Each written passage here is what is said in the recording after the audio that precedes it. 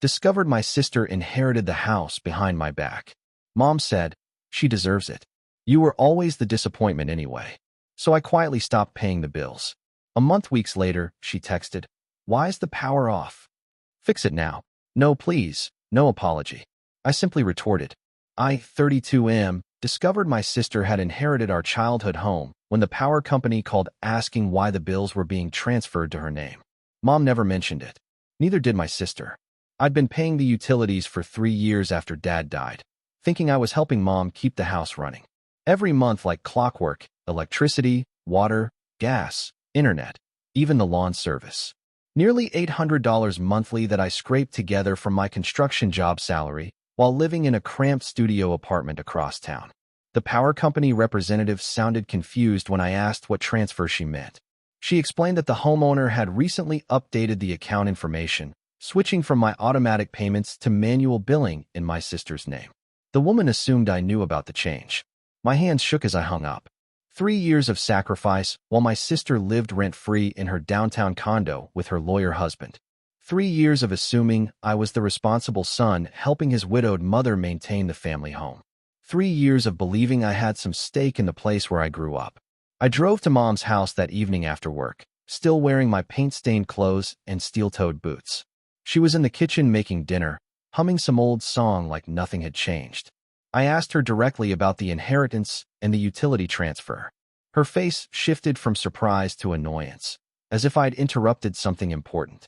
She set down her wooden spoon and turned to face me with that familiar expression of disappointment I'd seen countless times growing up.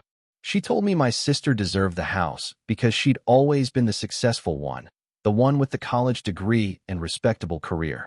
She reminded me that I'd dropped out of community college to work construction, that I'd never given her grandchildren, that I'd always been the disappointment anyway. Her words hit like physical blows.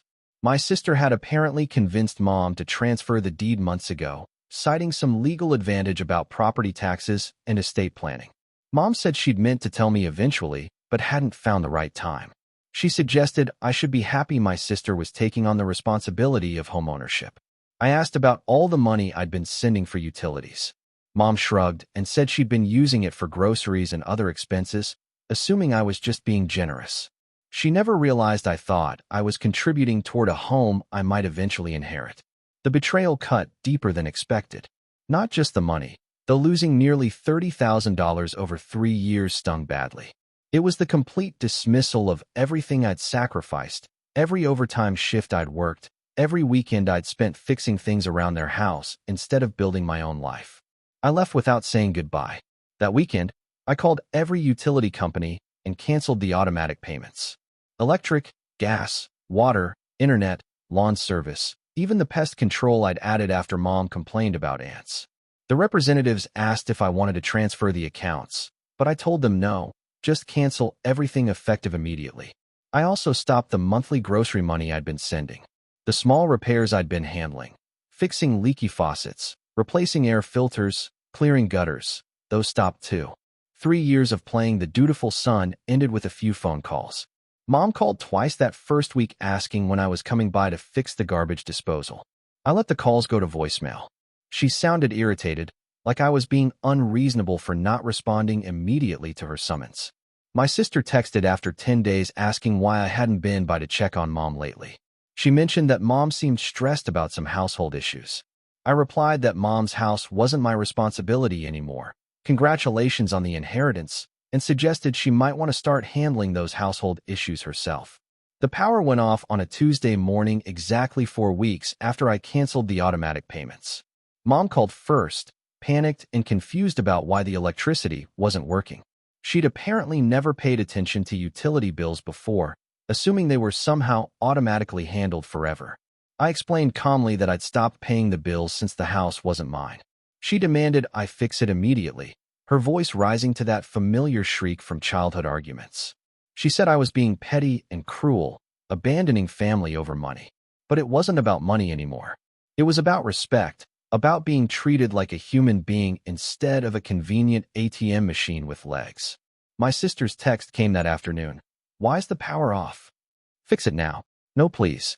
No acknowledgement of the years I'd been supporting their household. No apology for the deception about the inheritance. Just a demand, like I was still the disappointing little brother expected to solve problems while receiving no recognition. I stared at that message for several minutes, feeling something cold settle in my chest. 3 years of being taken for granted crystallized into perfect clarity. I texted back, "Not my house, not my problem. You inherited it, you handle it." She called immediately, screaming about how I was abandoning mom, how family was supposed to help family, how I was being vindictive and immature. She said I was punishing mom for a decision that made perfect financial sense. I asked her why she hadn't mentioned inheriting the house when I'd been paying all those bills. She claimed she'd assumed mom had told me that it wasn't her responsibility to manage my feelings about family decisions. She said I should have asked if I wanted to know about the inheritance. The conversation ended when I told her that successful people with college degrees and respectable careers shouldn't need help from disappointing construction workers anyway. Update 1. The situation escalated quickly after that first week without power. Mom called my aunt, my cousin, even some family friends, telling everyone I was financially abusing her and refusing to help with basic necessities. She painted herself as the victim of a cruel, ungrateful son who'd abandoned her in her time of need. Most relatives initially took her side, calling to lecture me about family obligations and Christian duty. But when I explained the inheritance situation and showed them records of 3 years of utility payments, the tone changed. Several family members admitted they'd been told I was living in mom's house rent-free, not supporting it financially from my own apartment. My aunt was particularly angry when she learned the truth. She'd been considering lending mom money for emergency repairs that were supposedly needed because I wasn't helping anymore. She called my sister directly to express her disappointment about the deception. The power stayed off for 9 days. Mom and my sister tried several approaches to force me back into paying. First came guilt trips about mom's health conditions requiring refrigerated medications.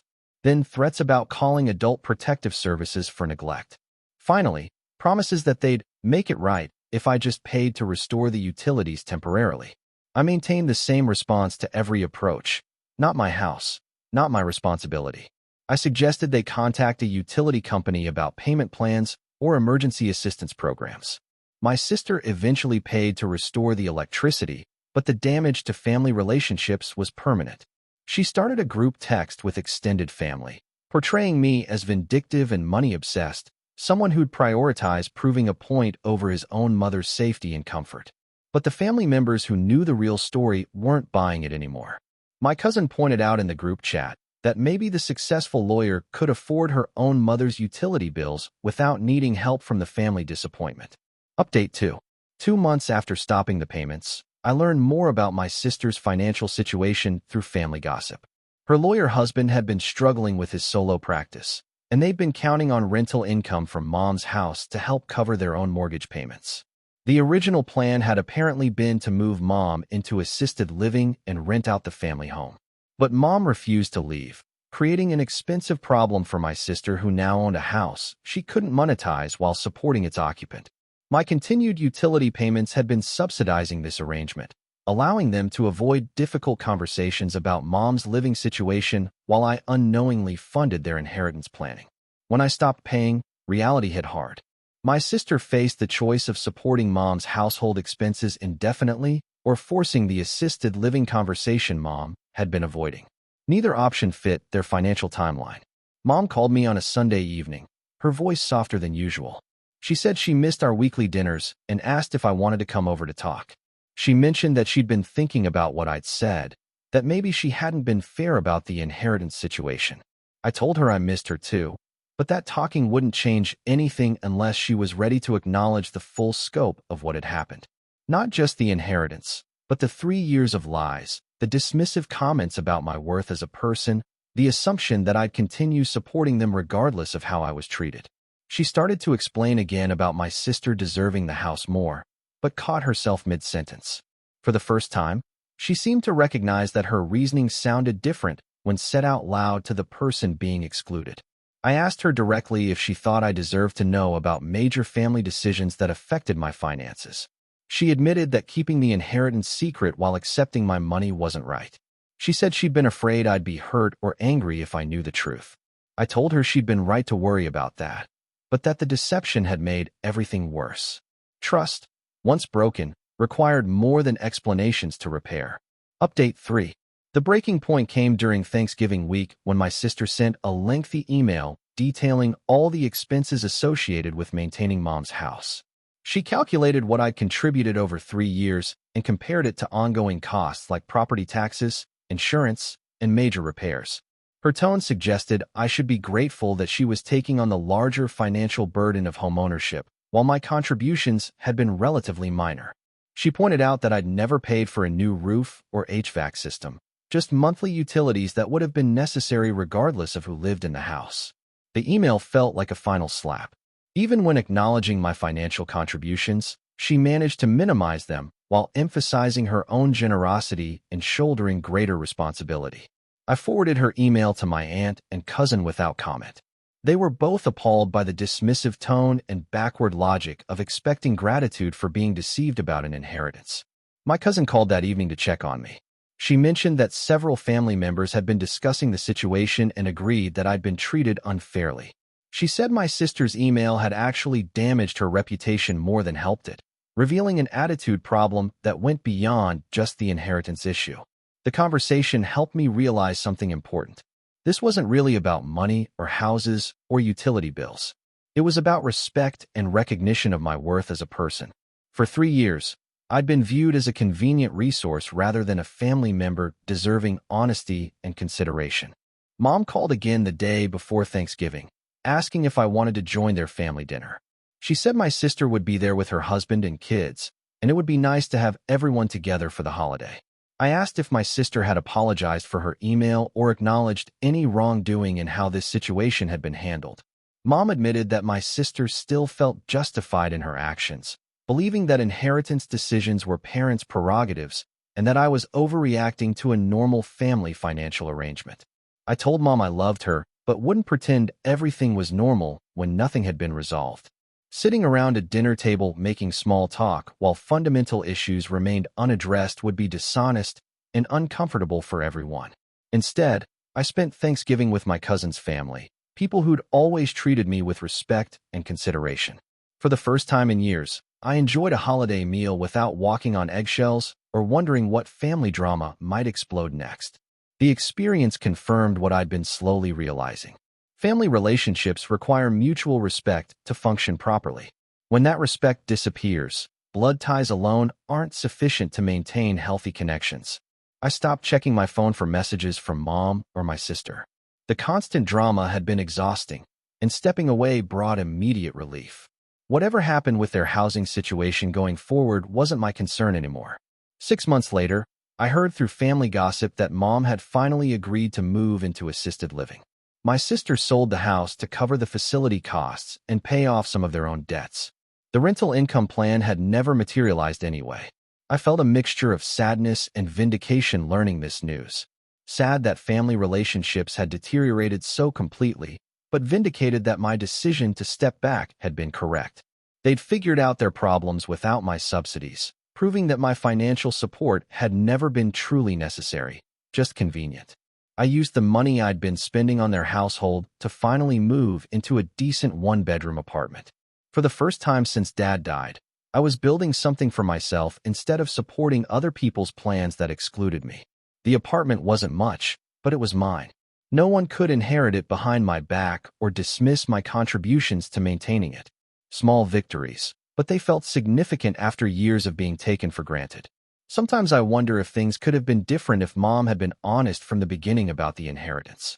If my sister had acknowledged my contributions instead of dismissing them.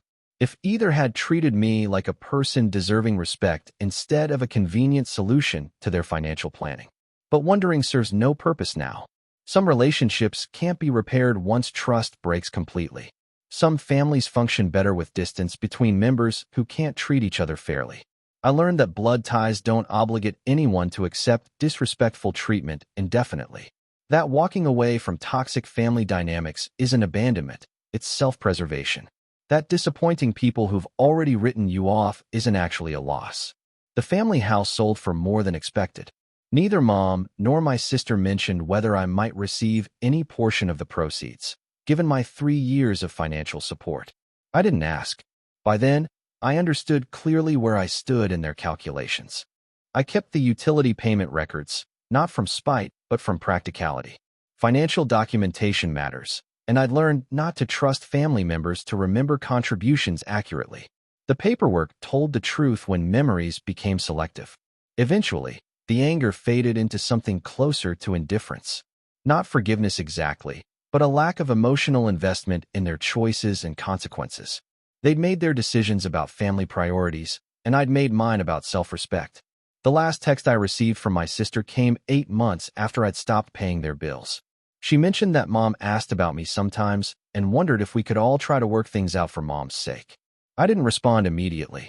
The message felt more like guilt manipulation than genuine reconciliation, another attempt to manage me rather than address underlying issues honestly. When I finally replied, I kept it simple. I wished them well, but explained that trust, once broken by deception and disrespect, required acknowledgement of wrongdoing and genuine change to rebuild. Since neither seemed likely, maintaining distance was healthier for everyone involved. I never heard back after that message. Sometimes silence speaks louder than arguments, confirming that relationships had run their course naturally. I kept Dad's tools and a few family photos when I'd moved out years earlier. Those mementos held better memories than the house itself ever could. The rest of the family history could stay with whoever inherited it. Building a life based on self-respect rather than family obligation turned out to be more rewarding than expected. Disappointing people who'd already dismissed you isn't really disappointing them at all. It's just finally matching their expectations honestly.